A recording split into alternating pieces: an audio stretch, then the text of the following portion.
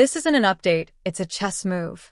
Mark Gurman just said the iPhone 18 Pro won't be a big update, comparing it to Apple's old S years, the kind of incremental refreshes people once dismissed before learning to appreciate refinement. But the real story isn't what he said, it's why he said it now. When Apple's most reliable supply chain whisper manages expectations a year ahead of launch, that's not a leak, it's a signal. And if you actually look at what's coming, a variable aperture camera, an A20 chip built on a 2-nanometer process, and Apple's custom C2 modem, these are substantial upgrades on paper. So, why the underwhelming framing? Because Apple wants you looking somewhere else. Gurman explicitly said the iPhone 18 Pro won't be the star of Apple's iPhone launch this fall. The Foldable will.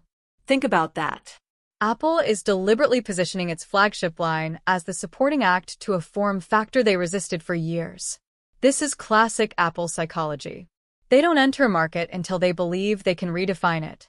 Samsung has been making foldables since 2019, Google joined with the Pixel Fold in 2023, and Apple waited.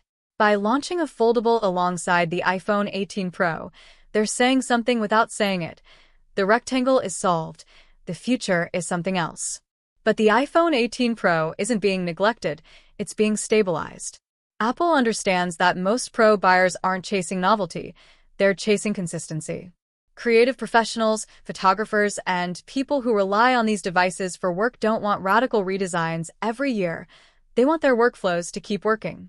Take the variable aperture camera. Samsung introduced it with the Galaxy S9 back in 2018, and now, 7 years later, Apple is allegedly adding a similar capability. Enthusiasts will debate the implementation and compare f-stop ranges, but most users won't even know what aperture means. They'll just see better photos. And that's the point. Apple isn't adding this for spec sheet wars. They're adding it because computational photography has limits. Software can only enhance so much before better hardware inputs become necessary. It's an acknowledgement that Apple's software-first camera strategy, while dominant for years, now needs hardware reinforcement as Google and Samsung close the gap. The C2 modem deserves more attention than it's getting. Apple has been working toward modem independence since buying Intel's modem division in 2019. Qualcomm has been the partner Apple needed but never wanted.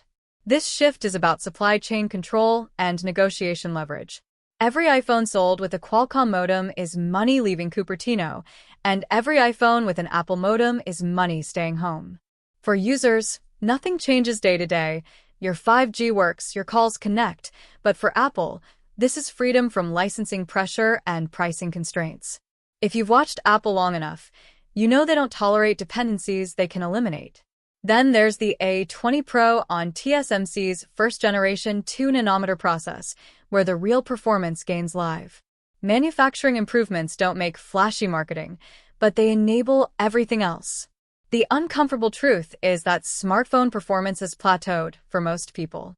The A19 already handles everyday tasks effortlessly.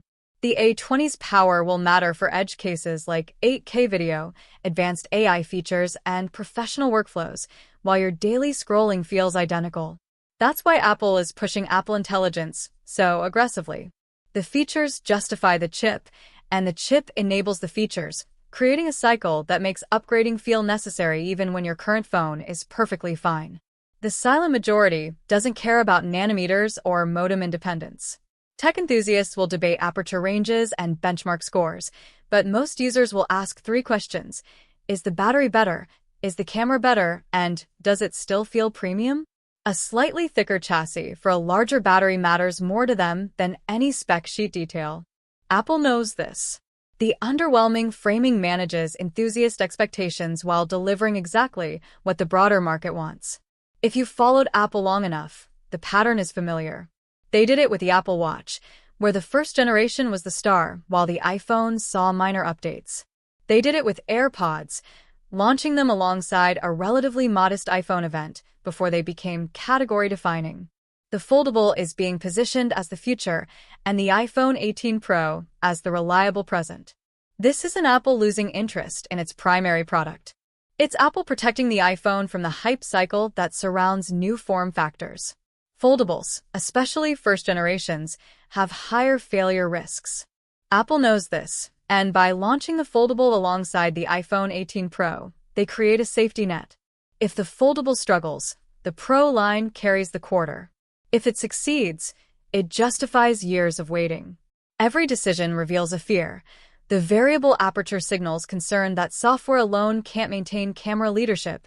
The custom modem reflects fear of Qualcomm dependency, and the simultaneous foldable launch shows fear of being seen as late to a category they could have defined. But the most revealing fear is the messaging itself. Apple is telling you to lower expectations for the iPhone 18 Pro because they need the foldable to capture the spotlight. What does this mean for you? If you're an enthusiast waiting for a revolutionary iPhone, Apple is warning you now. This isn't that year. If you're a typical user, you're getting exactly what you need, a refined, powerful, reliable device that improves on what you already have. But if you're watching the industry, this is a transition year. Apple is shifting its innovation energy into a new form factor while allowing its core product to mature. It's smart, it's safe, and it's exactly what a $3 trillion company does when it's preparing for the next decade, not just the next quarter. The iPhone 18 Pro isn't underwhelming because Apple ran out of ideas. It's underwhelming because Apple's biggest ideas are going somewhere else. The rectangle is solved. Watch what happens next.